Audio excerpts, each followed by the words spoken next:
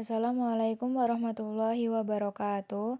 Sebelumnya perkenalkan nama saya Septa Eryani dari Program Studi Pendidikan Agama Islam 3F dengan NIM 23531131. Nah, pada video kali ini kita akan sedikit belajar tentang pemahaman yang berkaitan dengan pendidikan agama Islam. Sebelum memulai pembelajaran, alangkah baiknya kita berdoa terlebih dahulu. Bismillahirrahmanirrahim.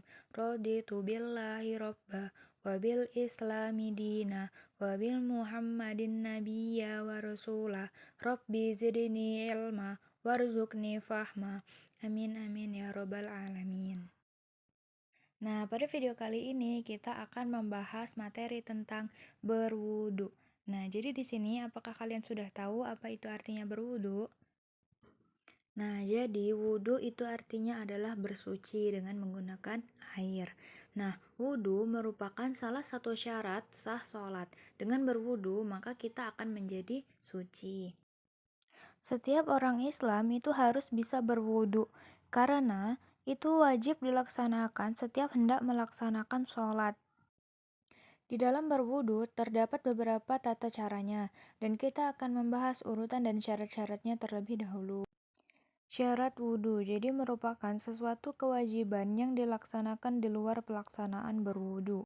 Itu artinya wajib dipenuhi sebelum ibadah dan ini mempengaruhi sah atau tidaknya suatu ibadah. Nah, jadi syarat wudhu itu ada 5.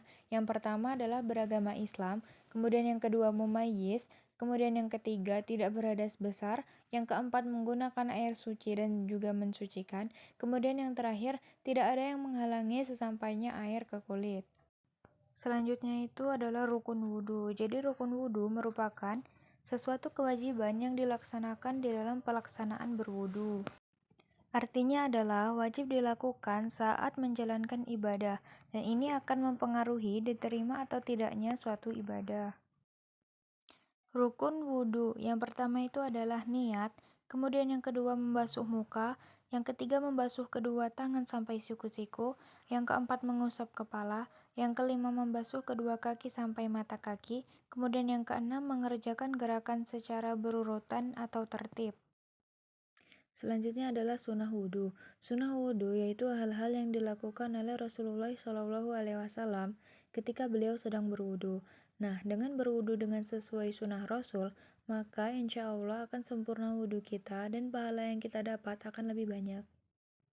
Selanjutnya adalah sunnah wudhu. Yang pertama adalah membaca basmalah pada permulaan berwudhu.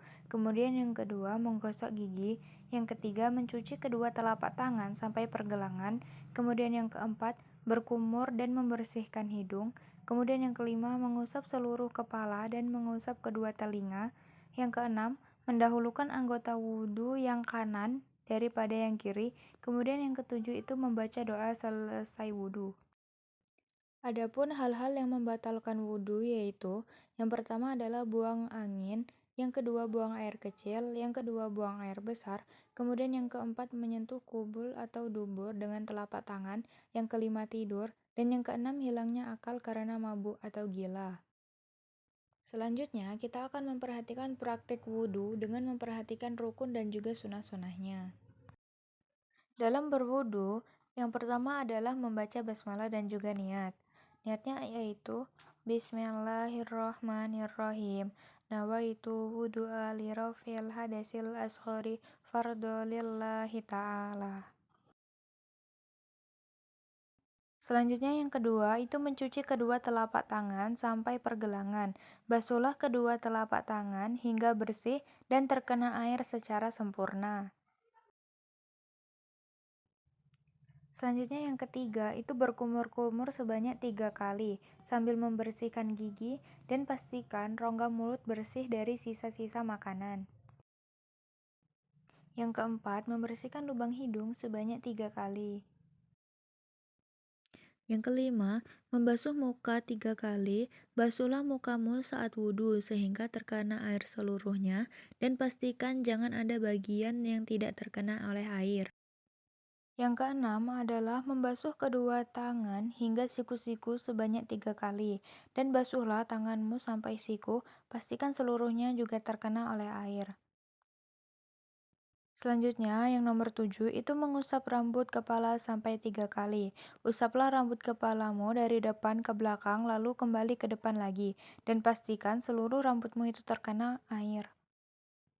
Selanjutnya adalah mengusap telinga kanan dan kiri sebanyak 3 kali.